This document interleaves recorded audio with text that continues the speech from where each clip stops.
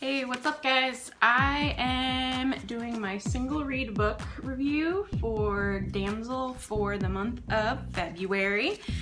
I kind of wish I would have done this review yesterday, like right after I read the book, but it was super late, so I decided not to do that and thought maybe sitting on it for a night would have been a good idea too. But it's not that I didn't like the book, I actually really did. The writing is really great. Like, especially after reading, I just read another book that was not that great, so coming into a book like this was really amazing for me. Especially the first, like, I guess we will say act, because the way she like separates the book by like chapters and then like by these like different acts, and like the first one, like the writing is insane. Like it's like this would be like act 2. The writing is really great. It's really different than I've like read recently. The book in itself is pretty much about this prince who has to go on this journey to slay a dragon and save a damsel, and that's just the way that things work. When the king dies, the prince goes off and kills a dragon, slays the dragon, and he's supposed to defeat the dragon, and then saves the damsel, and then the damsel comes home to be his queen. And that is just how the world has worked up until this point. So his mother was a damsel. He is now, his father has just passed, and like you start the book with him trying to climb this huge mountain to get to the dragon's like lair and stuff. And you think of him as this incredible like knight. You get this like this impression, like you kind of you see where his character's going, like you get along with that sort of thing. Like that's how these sort of fairy tale medieval timesy stories go. And so you're in for the ride, you're in for the journey, and then he saves the damsel. And then you find yourself kind of more in her perspective versus like his perspective. And you find that she has no memory of any time before waking up like naked, basically, riding with him on his horse as he's taking her back home. And she has no memory of being with the dragon. She has no memory other than this moment. And it's like she knows how to speak, and she knows like that sort of thing. Like she's able to communicate and she remembers that sort of thing, but she has no memory of her life before. And he doesn't really say anything about it either. He's just like, you're gonna be my queen now, basically. Like, I've saved you, you're welcome. So now you're coming with me, basically. And she's just like, okay, like, who am I? She feels very like weird, as one would. And so basically from this point on, it's like I said, in her perspective. So it takes like this weird tonal switch, like not your average medieval tale kind of thing. Because like I said, in the beginning, you're like following the journey of the knight, trying to slay the dragon and save the damsel. And then suddenly the damsel's there, and it takes this weird like twist. Like this, you start to feel unnerved the entire time for the rest of the book. Like you're definitely in her point of view by that point.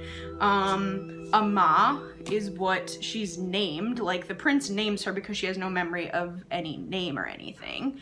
I should probably preface this by like, I'm probably going into a spoiler zone at this point because this is like the beginning of the book, and now I'm just gonna ramble on about how I felt about it. But she just, you definitely like feel it from her perspective. And she just, it becomes a very different story at that point. Like, I was surprised because, I mean, the writing is still amazing. It just takes this different turn to it that I was not expecting at all. And he just becomes somewhat different in your mindset too. Like, it's just a very strange feeling. It was, like I said, the book after that point becomes very unnerving. Like, and if you've read it, you should probably read it by this point. There's the scene where they like encounter this lynx and like her cub. That is the turning point more so in the book. Like, he like kills the lynx mother, and she like is devastated, which I, loving animals, was the same. But to his, like, in his point of view, he just sees this giant, you know, creature approaching his damsel, and so now he is going to save her once again, and he's a hunter, so he just like shoots it down, you know. And she feels extremely upset and extremely bad about the fact that like this lynx died because it was paying attention to her and not paying attention to the surroundings around it. So, and now like she just wants to take care of this little lynx cub, little kitten, and she like begs him to let her take him, and he's just like, okay, whatever, like that's really probably not gonna work out for you, but sure, whatever, my sweet, kind of thing. And knowing that he'll be king so he can, you know, do whatever he wants. But you don't really see his point of view anymore. You definitely see hers, and like that is the major event in the turning point, that just turns it into like this weird thing with like how it is to be a female in that sort of time period, in a way. There's like a lot of commentary, I feel like, in underlying, not even underlying, it's pretty obvious, like once you get into it, like how it is to be, how the gender roles are, and like the king's just, the males are just like taking over this society, and the women are just meant to do what they're meant to do. Like, she is just meant to be there because he needs a queen and he needs an heir, and that's just how it goes, basically. And so she's just like brought into this world, not really understanding like why. So the entire time she's trying to figure out who she is, and if she has a past, if she has any family. Like, she thinks, you know, somebody must be out there like that wanted her rescued, and there isn't anybody. And soon you find out, like, I kind of guessed it sort of really early on, maybe even in act 1, I at least thought of the concept, like maybe she might be the dragon. Spoiler. I already said spoilers, but so I thought about it really early on, and then especially after like a couple more chapters in, when we learned a little bit more about the mom, like his mother, the queen mother, based on just the fact that she really liked her room extremely warm, like at all times.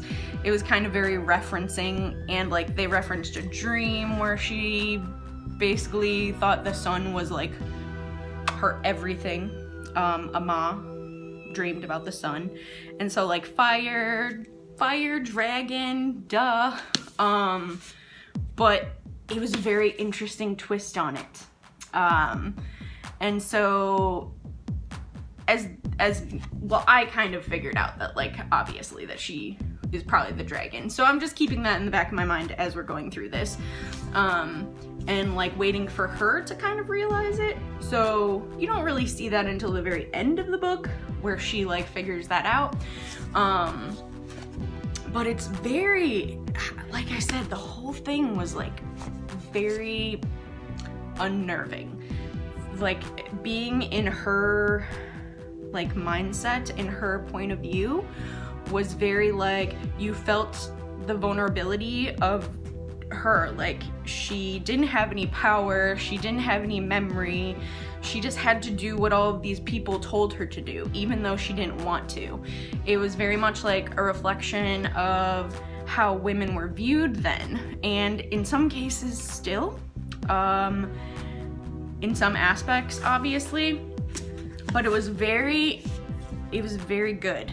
It was very good. Like, you definitely, it was just so weird because I'm not used to feeling so unnerved through an entire book that's not even like a horror movie or anything, but like, you just felt the vulnerability the entire time. Like, any interaction she really had with anybody was very like odd. Like, you felt how uncomfortable it was for her, and all she really wanted was like a friend. And even like her like main servant girl, I guess you'd call, she couldn't really even open up fully to her because that girl was just there to be her servant girl. So like, they did have some sort of little bond, but it was odd for her as well.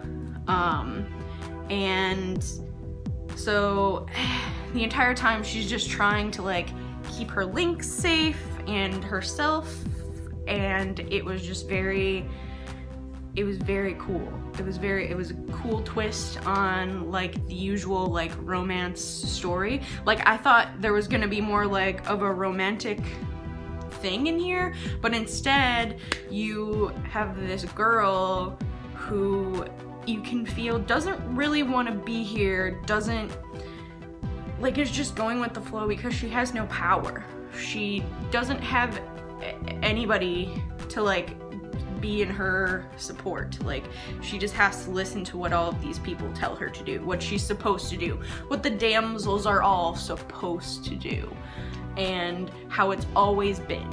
And even the Queen Mother was pretty tragic in that aspect. And the previous damsel before that, who ended up committing suicide, it's just a very like tragic story in that way. And like, this was going to be what her life was going to be. So she was trying to like wrap her mind around having to be this guy's wife, and he, oh my god, like, he turned into like this big douche, like such a jerk. And he was probably being just how he's always been, how he was raised to be.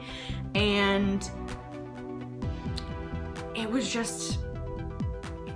was weird for me because like, you go at the beginning of the book and it was an interesting like thing where you're like, oh yes, the knight.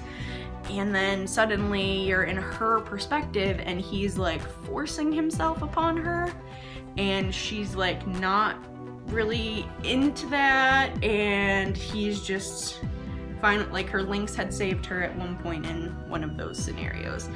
And then like at some point he like leashes her. Like, it was very uncomfortable, and he like leads her through the entire town into the castle with like a leash on her. And it's just a reflection of like what she is. Like,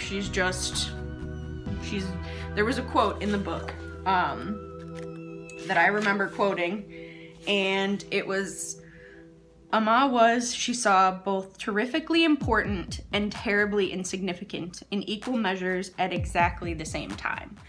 She's very important to the process of what's supposed to be.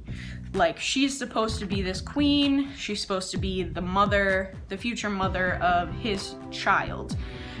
And so in that reference, she's very important in that way. But in any other reference to her as a person, nobody cares.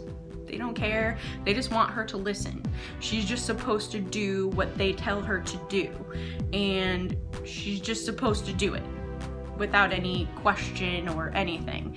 And you find that the previous damsels, especially the Queen Mother, just finds like that one thing that helps them stay stable.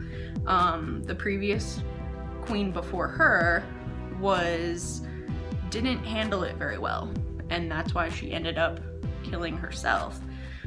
But that's the queen mother that's currently the queen finds cats. Like, she has cats and she loves all of her cats, and her cats are her way of keeping her tethered to the world to do her duty.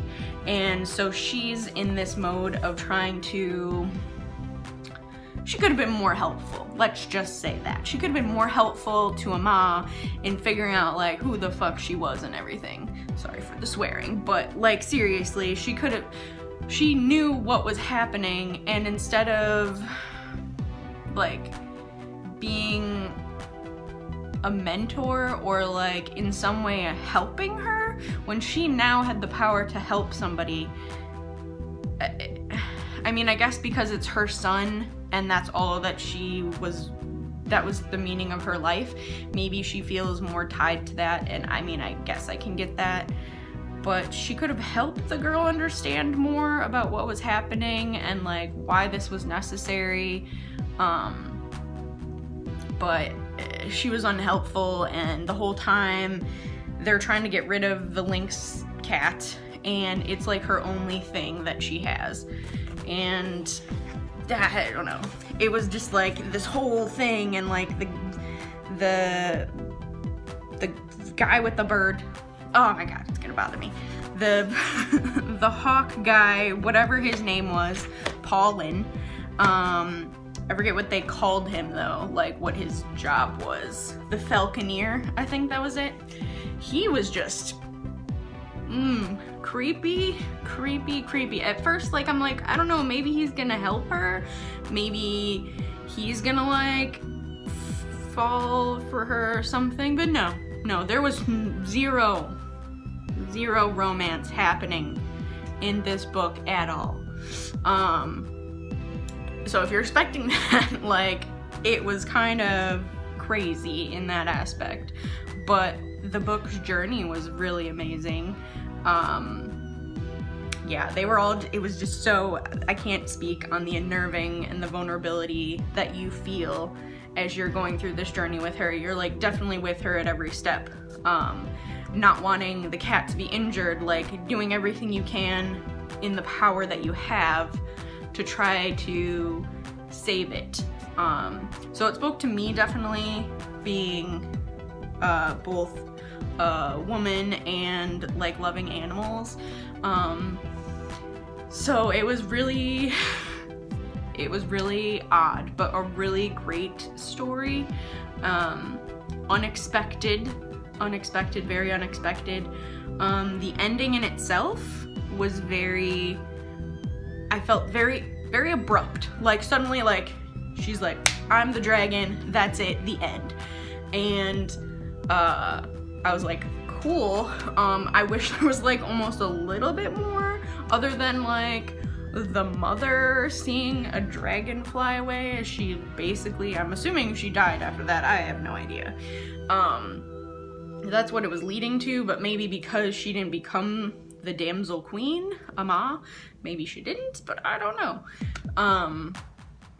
And the fact that, like, I did get a little teary when she did free the lynx, and the lynx got to be free, because I was very upset when she ended up having to, like, hit the lynx to try and get her to listen, and oh, that was devastating to me. I was like, no, don't let into them. But she was trying to save her, and I get that. But I'm glad that they released her into the wild, and the lynx didn't die in the book. Yay. Other than the lynx mother, but yeah.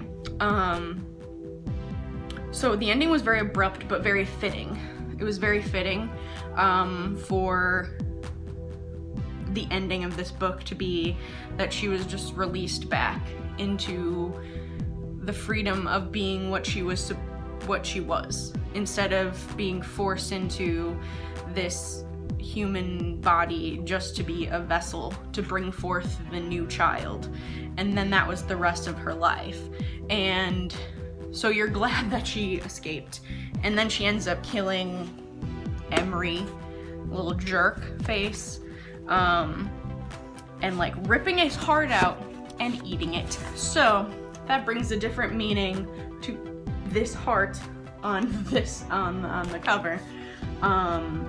but it was really cool. And I guess I just noticed now that like, I think these little hearts on here are kind of supposed to represent a little bit of like the glass blow work kind of thing.